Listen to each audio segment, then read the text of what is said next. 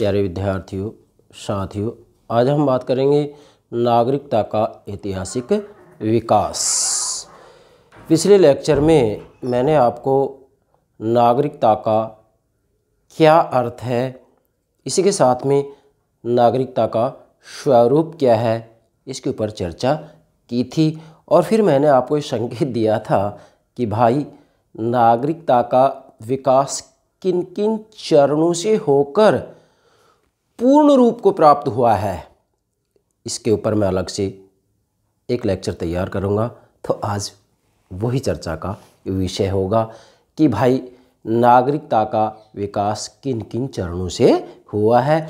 यहाँ पर मैंने आपके लिए 7 बिंदु विशेष रूप में तैयार किए हैं। इसके आधार पर आप नागरिकता के ऐतिहासिक विकास को आसानी से समझ सकते हैं और इससे संबंधित भी किसी न किसी रूप में प्रश्न अवश्य ही पूछा जाता है। यह बात आपको ध्यान में रखनी है। तो सर्वप्रथम मेरे प्राणों से प्यारे विद्यार्थियों, प्रतिदिन जो हम एक लेक्चर हमारी यूट्यूब चैनल पर अपलोड करते हैं उसकी जानकारी आपको प्राप्त हो सके, इसके लिए हमारी यूट्यूब चैनल को सब्सक्राइब अवश्य कीजिएगा।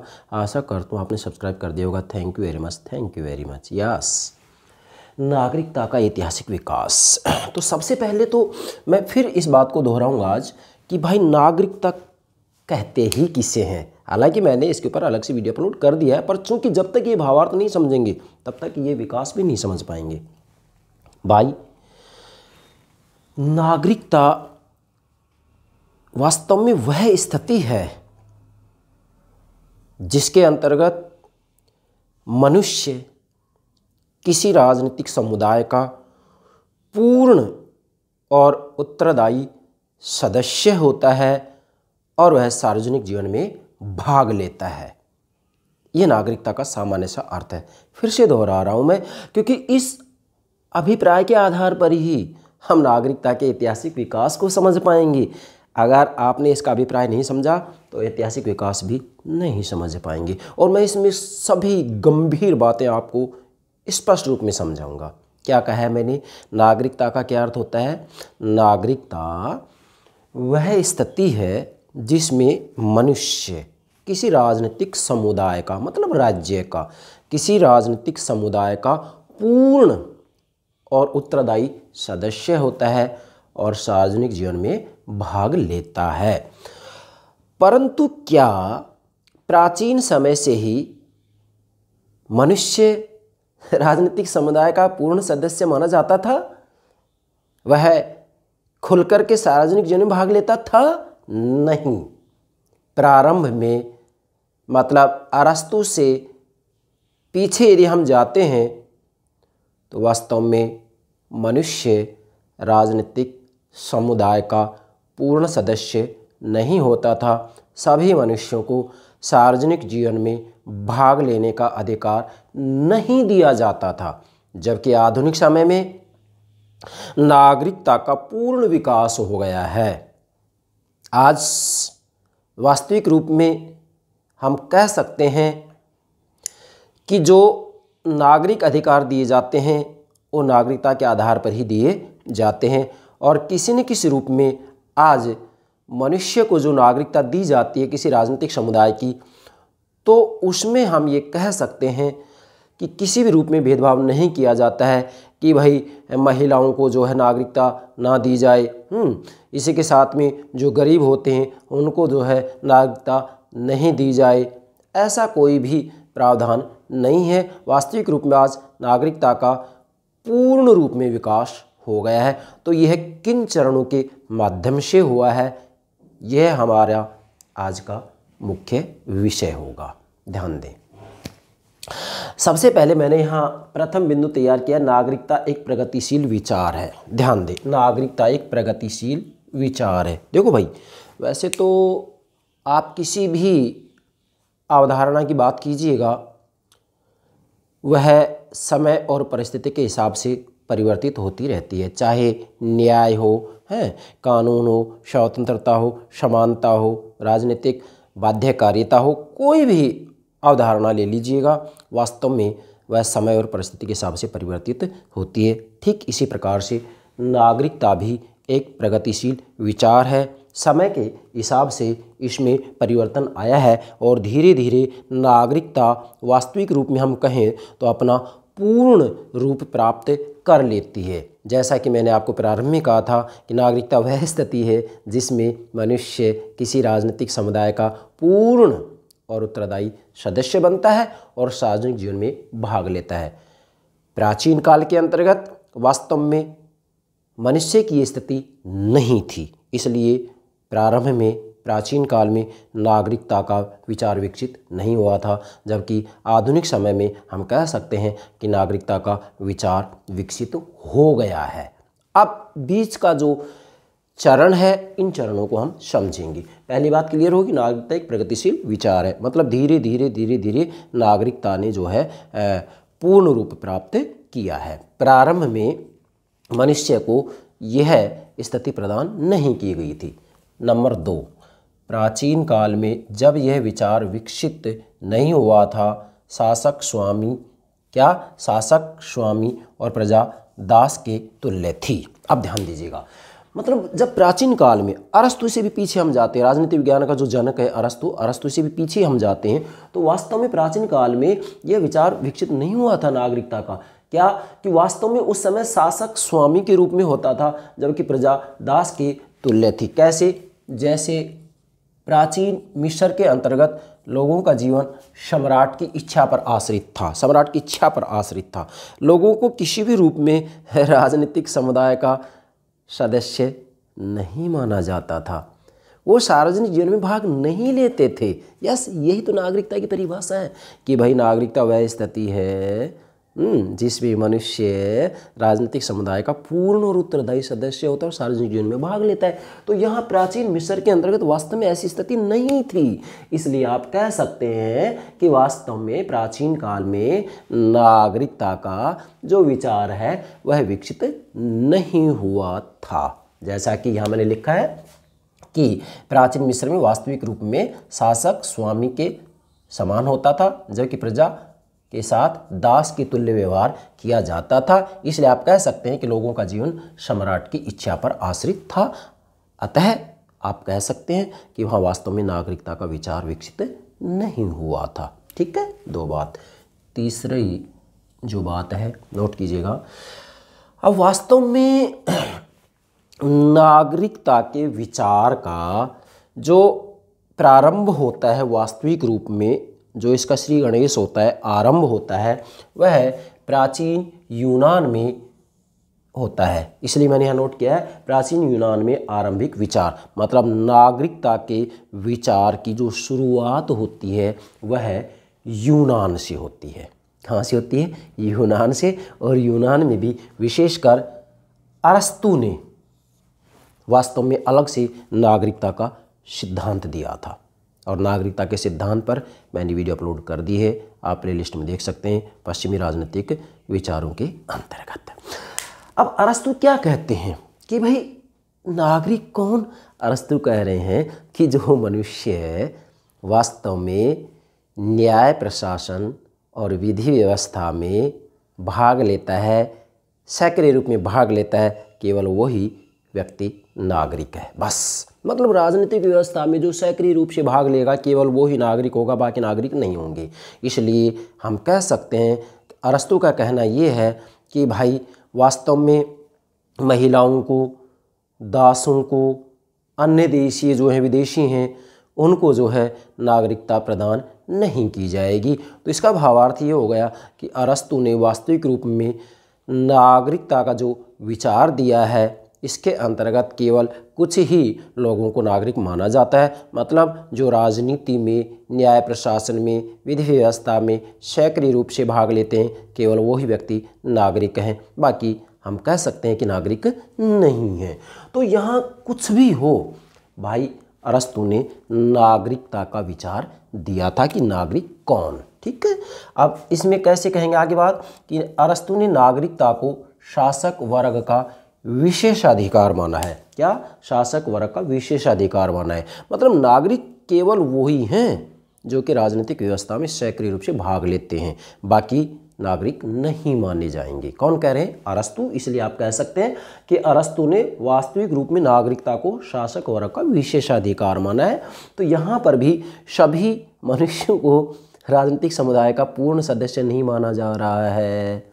सार्वजनिक जीवन में भाग लेने का अधिकार सभी को नहीं दिया जा रहा है। तो आप कह सकते हैं कि यहाँ पर भी नागरिकता का जो विचार है वह आरंभिक अवस्था में है, पूर्ण रूप में विकास नहीं हुआ है। क्लियर? मैंने पहले जो नागरिकता का अर्थ बताया ना, उसके आधार पर ही समझेंगे इसको बस। ठीक है। अच्छा, इसके बाद में चौथा बिंदु नोट कीजिएगा, रोमन साम्राज्य। आप इसके बाद में रोमन साम्राज्य के अंतर्गत या रोमन साम्राज्य के काल के अंतर्गत नागरिकता के बारे में क्या कुछ जुड़ता है, ध्यान दें। वास्तव में शुरू में प्रारंभ में रोमन साम्राज्य के अंतर्गत प्रारंभ में सत्ताधारियों का ये विशेषाधिकार था। मतलब केवल जो सत्ताधारी थे उनको ही नागरिकता प्राप्त थी, बाकी अन्य को नागरिकता प्राप्त नहीं थी। तो ये कहा जा सकता है कि यहाँ जो बात कही जा रही है वह अरस्तु की जो बात है कि नागरिकता शासक वर्ग का विशेषाधिकार है, इसी का समर्थन किया जा रहा है बस। परंतु इसके बाद में धीरे धीरे बाद में सामान्य जन और युद्ध में पराजित लोगों को भी जो है नागरिकता प्रदान की गई। ध्यान दें, इसके बाद में सामान्य जनों को और युद्ध में जो पराजित लोग होते हैं उनको भी नागरिकता प्रदान की गई। तो आप कह सकते हैं कि कुछ सीमा तक यहाँ नागरिकता का जो है विकास हो रहा है, पूर्ण नागरिकता विकसित नहीं हुई है। परंतु यहाँ रोमन साम्राज्य में जो निम्नतम श्रेणियों के लोग हैं और स्त्रियों को भी यहाँ जो है नागरिकता नहीं दी जाती है। मतलब निम्नतम श्रेणियों के लोगों को और स्त्रियों को नागरिकता से बाहर रखा जाता है, नागरिकता प्रदान नहीं की जाती है। तो इसका मतलब यहाँ कहा जा सकता है कि रोमन साम्राज्य के अंतर्गत भी नागरिकता का पूर्ण विकास नहीं होता है। क्यों? क्योंकि सभी मनुष्यों को राजनीतिक समुदाय का पूर्ण और उत्तरदायी सदस्य नहीं माना जा रहा है, सभी को सार्वजनिक जीवन में भाग लेने का अधिकार नहीं दिया जा रहा है। इसलिए रोमन साम्राज्य में भी नागरिकता का पूर्ण विकास नहीं हो पाया है। क्लियर? आगे बढ़ते हैं। इसके बाद मध्य युग में पहुंचते हैं, जिसको कि अंधकार का युग कहा जाता है। अंधकार युग मीन्स इसके अंतर्गत वास्तविक रूप में विवेक के स्थान पर आस्था और श्रद्धा पर विशेष बल दिया गया था। तो मध्य युग के यूरोप में क्या होता है कि राजनीतिक सत्ता पर धार्मिक सत्ता का वर्चस्व स्थापित हो जाता है। क्या?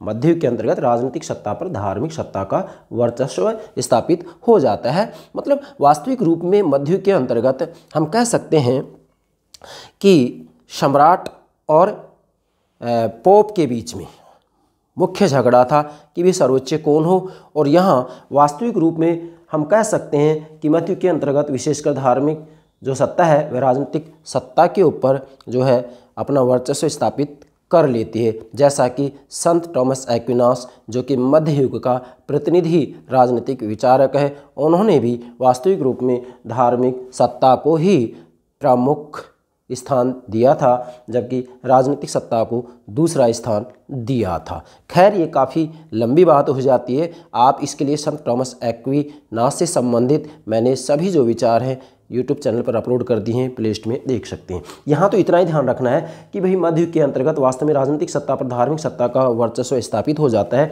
इसलिए मध्य युग के अंतर्गत सांसारिक नागरिकता का विचार विशेष चर्चा का विषय नहीं रहा है। इसका मतलब मध्य युग के अंतर्गत नागरिकता का जो विचार है इसका किसी भी रूप में विकास नहीं होता है। यह बात आपको ध्यान में रखनी है। इसके बाद में इसको छोड़ दीजिएगा, ये लास्ट में लेंगे हम वहाँ गौरवमय क्रांति के साथ में। अब इधर आगे बढ़ेंगे लगातार इसी बिंदु के अंतर्गत, पाँचवीं बिंदु के अंतर्गत ही क्या कि फिर 16वीं शताब्दी में, मतलब 15वीं और 16वीं शताब्दी में पुनर्जागरण के आलोक में आधुनिक चिंतन का उदय होता है। और वास्तव में आधुनिक चिंतन का जो उदय होता है, आधुनिक राजनीतिक चिंतन का जो जनक माना जाता है वह मैकियावेली को माना जाता है। किसको माना जाता है? मैकियावेली को माना जाता है, जिसका कि श्री गणेश इटली के अंतर्गत होता है, क्योंकि इटली के ही थे मैकियावेली। मैकियावेली के ऊपर भी मैंने सभी वीडियो अपलोड कर दिए, प्लेलिस्ट में देख सकते हैं। तो वास्तव में सबसे पहले तो यहाँ देखने की बात ये है कि जो पुनर्जागरण है इसका अर्थ क्या है भाई? इसका सीधा सा अर्थ है कि वास्तव में प्राचीन काल के जो आदर्श थे, जिनकी की चर्चा विशेषकर अरस्तु ने अपनी पुस्तक पॉलिटिक्स में की थी, अर्थात प्राचीन समय के अंतर्गत कोई भी निर्णय लिया जाता था, विशेषकर यूनान के अंतर्गत, तो विवेक के आधार पर लिया जाता था। तो वास्तव में जब आधुनिक चिंतन का उदय होता है मैकियावेली के साथ में इटली के अंतर्गत, तो यहाँ ये बात मानी गई कि भाई कला और साहित्य का जो विकास होगा वह वास्तविक रूप में प्राचीन अर्थात यूनान के आदर्शों के आधार पर होगा। मतलब तर्कसंगत तरीके से विवेक के आधार पर कला और साहित्य का विकास किया जाएगा। तो पुनर्जागरण के आलोक में आधुनिक चिंतन का उदय होता है और इसके अंतर्गत भी किसी न किसी रूप में नागरिकता का जो विचार है वह विकसित होता है। इसी के साथ में 1688 में इंग्लैंड में जो गौरवमयी क्रांति होती है, इसके द्वारा भी नागरिकता के विचार को कुछ बल मिलता है। कैसे बल मिलता है, ध्यान दें। जेम्स द्वितीय को हटाकर इनकी पुत्री मेरी, जेम्स की पुत्री मेरी और इनके पति विलियम ऑफ ऑरेंज, फिर से बोल रहा हूँ, जेम्स द्वितीय को सत्ता से पद से हटाकर इनकी पुत्री मेरी और जो इनकी पुत्री मेरी है इनके पति हैं विलियम ऑफ ऑरेंज, इन्होंने सत्ता संभाल ली। और यहाँ जब ये सत्ता संभाली गई तो वास्तव में मेरी और विलियम ऑफ ऑरेंज ने ये बात स्वीकार कर ली कि भाई संसद की सहमति से, पार्लियामेंट ब्रिटेन के अंतर्गत जो व्यवस्थापिका है, संसद की सहमति से शासन चलाया जाएगा। और जो ये जेम्स द्वितीय था ये वास्तव में पूर्ण सत्तावाद का समर्थक था। और यहाँ मेरी और विलियम ऑफ ऑरेंज ने संसद की सहमति से शासन संचालन को स्वीकार किया। इसलिए ये कहा जा सकता है कि यहाँ जो ये परिवर्तन होता है पूर्ण सत्तावाद से संवैधानिक शासन में, पूर्ण सत्तावाद से संवैधानिक शासन में जो परिवर्तन होता है वह बिना किसी रक्तपात के हुआ है। इसलिए इसे गौरवमयी क्रांति की संज्ञा दी जाती है। तो गौरवमयी क्रांति ने भी किसी न किसी रूप में नागरिकता के विचार को जो है महत्वपूर्ण स्थान दिया, इसको बल प्रदान किया। ठीक है भाई। इसके बाद में यहाँ एक विद्वान आते हैं हैरिंगटन, इन्होंने एक आदर्श व्यवस्था स्थापित करने की बात की। इन्होंने कहा कि कानून का साम्राज्य होगा, मनुष्यों का नहीं। इन्होंने ये आदर्श व्यवस्था दी। आदर्श व्यवस्था का सूत्र है कि भाई कानूनों का साम्राज्य होगा, मनुष्यों का नहीं। और जब कानूनों का साम्राज्य होगा तो डेफिनेटली ये कहा जा सकता है कि नागरिकों को नागरिक अधिकार प्रदान किए जाएंगे। और नागरिक अधिकार प्रदान किए जाएंगे तो भाई यही तो नागरिकता का एक मूल जो है आधार हो जाएगा, है। तो यहाँ 1776 में जो अमेरिका में क्रांति होती है, उस क्रांति में यह विचार अमेरिका में लोकप्रिय रहा। कौन सा? कानूनों का साम्राज्य होगा, मनुष्यों का नहीं। मतलब अमेरिका में जो 1776 में क्रांति होती है, उस क्रांति के अंतर्गत यह विचार अमेरिका में लोकप्रिय रहा है। कौन सा? कानूनों का साम्राज्य होगा, मनुष्यों का नहीं। तो वास्तविक रूप में 15वीं और 16वीं शताब्दी के अंतर्गत भी किसी न किसी रूप में नागरिकता के विचार का विकास होता है, लेकिन पूर्ण विकास नहीं हुआ है अभी। अब ध्यान दें, इसके बाद में छठा बिंदु लेंगे, बहुत महत्वपूर्ण। नागरिकता का विश्वजनीन पूरी दुनिया, विश्वजनीन आदर्श फ्रांसीसी क्रांति जो कि 1789 में होती है, फ्रांसीसी क्रांति तथा मानव अधिकार एवं नागरिक अधिकारों की घोषणा के साथ पूरे उत्कर्ष पर हुआ। पूर्ण रूप में इसका विकास हो रहा है। कहाँ? अब ये मानव अधिकार, नागरिक अधिकार क्या है, इसके ऊपर मैंने अलग से वीडियो अपलोड कर दिया है, तो यहाँ इसका अभिप्राय बताने की कोई आवश्यकता नहीं है। मतलब वास्तव में जो विश्वजनीन आदर्श है नागरिकता का, वह फ्रांसीसी क्रांति जो कि 1789 में होती है, इसमें क्या हुआ है मैं ये समझाऊंगा। फ्रांसीसी क्रांति 1789 तथा मानव अधिकार एवं नागरिक अधिकारों की घोषणा के साथ पूरे उत्कर्ष पर होता है। मतलब वास्तविक रूप में यहाँ नागरिकता का पूर्ण विकास हो जाता है 1789 की क्रांति और मानव अधिकार तथा नागरिक अधिकारों की घोषणा के साथ में। अब जो ये फ्रांसीसी क्रांति, इसमें क्या हुआ? फ्रांसीसी क्रांति के अंतर्गत वास्तविक रूप में निरंकुश राजतंत्र समाप्त हो जाता है, कुलीन तंत्र का भी जो है प्रभाव समाप्त हो जाता है और लोकप्रिय संप्रभुता की स्थापना हो जाती है। लोकप्रिय शासन प्रभावशाली हो जाता है। कहाँ? 1789 ईस्वी में जो क्रांति होती है उसके अंतर्गत वास्तविक रूप में लोकप्रिय शासन स्थापित हो जाता है। और जब लोकप्रिय शासन स्थापित हो जाता है तो डेफिनेटली सभी सदस्यों को है राजनीतिक समुदाय का पूर्ण और उत्तरदायी सदस्य मान लिया जाता है। मान लिया जाता है तो यही तो नागरिकता है। तो यहाँ पर नागरिकता का पूर्ण विकास हो जाता है। कहाँ? ये जो मैंने छठा बिंदु लिखा है इसके अंतर्गत देखेंगे। इसके बाद में इसी नागरिकता के विचार को जीन जैक्स रूसो, जो कि एक सामाजिक समझौतावादी विचारक है, रूसो से संबंधित सभी वीडियो मैंने अपलोड कर दिए, प्लेलिस्ट में देख सकते हैं पश्चिमी राजनीतिक विचार के अंतर्गत। तो रूसो ने अपनी जो पुस्तक लिखी है सोशल कॉन्ट्रैक्ट, सामाजिक अनुबंध या सामाजिक समझौता, रूसो की पुस्तक महत्वपूर्ण कौन सी है? सोशल कॉन्ट्रैक्ट, सामाजिक अनुबंध। इसके अंतर्गत रूसो ने सामान्य हित को निजी हितों की मांग से ऊपर रखा है। क्या? सामान्य हित को निजी हितों की मांग से ऊपर रखा है। मतलब यहाँ रूसो का कहना जो विशेष ये है कि भाई किसी न किसी रूप में सभी मनुष्यों को राजनीतिक समुदाय का अंग माना जाना चाहिए। तो रूसो ने भी किसी न किसी रूप में नागरिकता के विचार को बल प्रदान किया है। ठीक है। इसके बाद में सातवां बिंदु अंतिम लेते हैं। 19वीं शताब्दी में क्या होता है फिर? 19वीं शताब्दी में उदारवाद के उत्कर्ष के साथ बाजार संबंधों का विकास हुआ। बाजार संबंधों के अंतर्गत वास्तविक रूप में जो है मनुष्य को कोई भी कार्य करने की जो है पूर्ण स्वतंत्रता होती है। उसके आर्थिक गतिविधियों के अंतर्गत राज्य किसी भी रूप में हस्तक्षेप नहीं करता है, जिसको कि हस्तक्षेप का सिद्धांत कहा जाता है।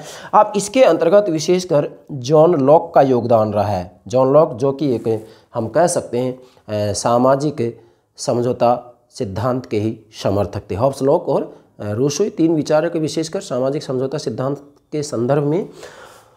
तो जॉन लॉक ने नागरिकता के विचार को कैसे विकसित किया, क्या कुछ योगदान दिया है? ध्यान दें, जॉन लॉक ने वास्तविक रूप में कहा है कि भाई प्राकृतिक अवस्था के अंतर्गत सभी मनुष्यों को जन्म के साथ ही 3 अधिकार मिल जाते हैं। जीवन का अधिकार, स्वतंत्रता का अधिकार, संपत्ति का अधिकार। मैंने यहाँ लिखा 3 अधिकारों की रक्षा के लिए राज्य का निर्माण करते हैं। मतलब जॉन लॉक कह रहे हैं कि भाई व्यक्ति को, बच्चे को जन्म के साथ ही जो है 3 अधिकार मिल जाते हैं, जीवन का अधिकार, स्वतंत्रता का अधिकार, संपत्ति का अधिकार।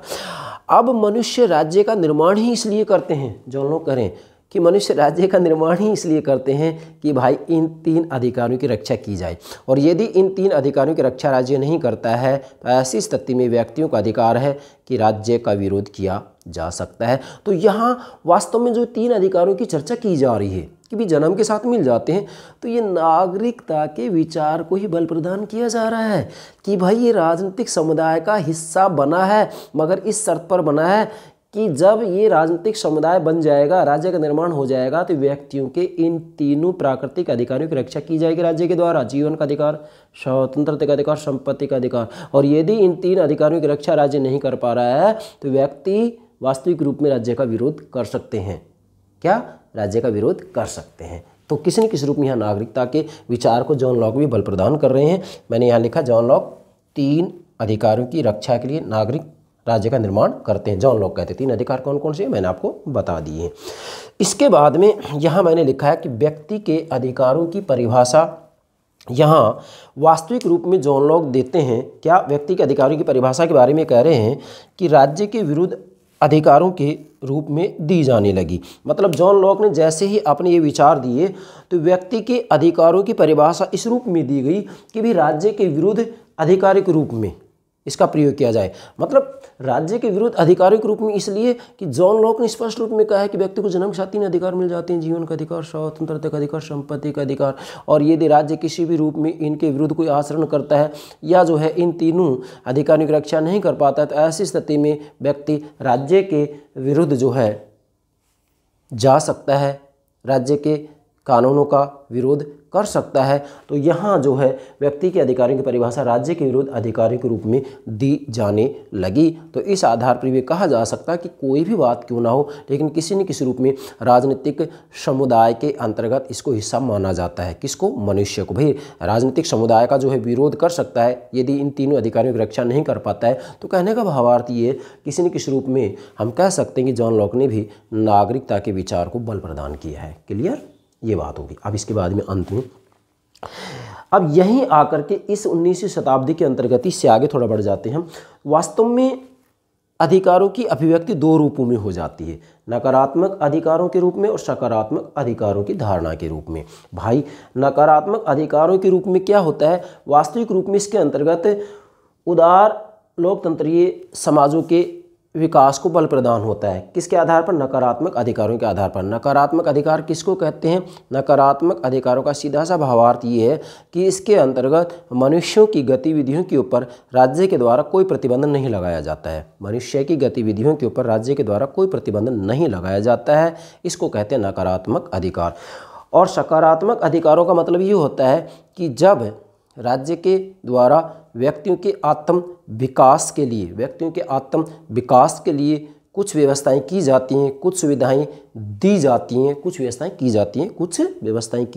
सुविधाएं दी जाती हैं, तो इसे कहते हैं सकारात्मक अधिकार। तो वास्तविक रूप में सबसे पहले नकारात्मक अधिकारों की धारणा विकसित होती है और उसके बाद में सकारात्मक अधिकारों की धारणा, मैंने लिखा है सकारात्मक अधिकारों की धारणा विकसित होती है, जिसने कि वास्तविक रूप में जिसने नागरिकता के विचार को तर्कसंगत परिणाम तक पहुंचाया। मतलब सकारात्मक अधिकारों की धारणा जैसे ही विकसित होती है कि भाई राज्य के द्वारा व्यक्ति के आत्म विकास के लिए प्रयास किए जाने चाहिए, ऐसी कुछ व्यवस्थाएं की जानी चाहिए, ऐसी कुछ सुविधाएं दी जानी चाहिए जिससे कि व्यक्ति का आत्म विकास हो सके। और जैसे राज्य के द्वारा ये व्यवस्थाएं की जाती हैं, सुविधाएं दी जाती हैं, तो वास्तविक रूप में कहा जा सकता है कि यह नागरिकता के विचार का तर्कसंगत परिणाम तक पहुँचना है। अतः मैंने यहाँ लिखा है सकारात्मक अधिकारों की धारणा पूर्ण रूप में यहाँ जो है विकसित होती है नागरिकता के रूप में, और जिसने नागरिकता के विचार को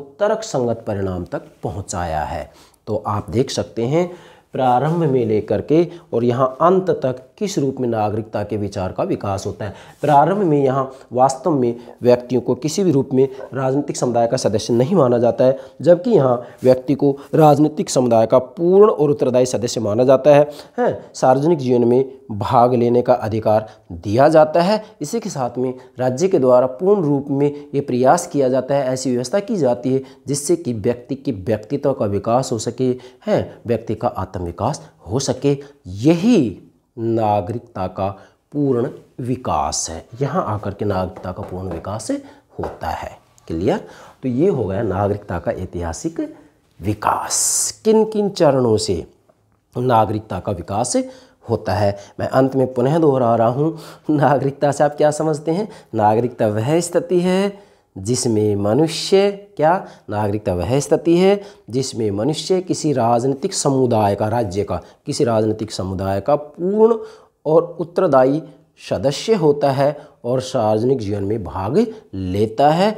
इस अभिप्राय के आधार पर आप नागरिकता का जो ऐतिहासिक विकास है ये विश्लेषण कर सकते हैं कि किन किन चरणों में क्या कुछ हुआ है। मैंने ये सारी बातें स्पष्ट कर दी हैं। आशा करता हूँ आप नागरिकता का जो ऐतिहासिक विकास है इसको क्रमबद्ध रूप में ठीक से समझ गए होंगे। Yes, okay, thank you very much.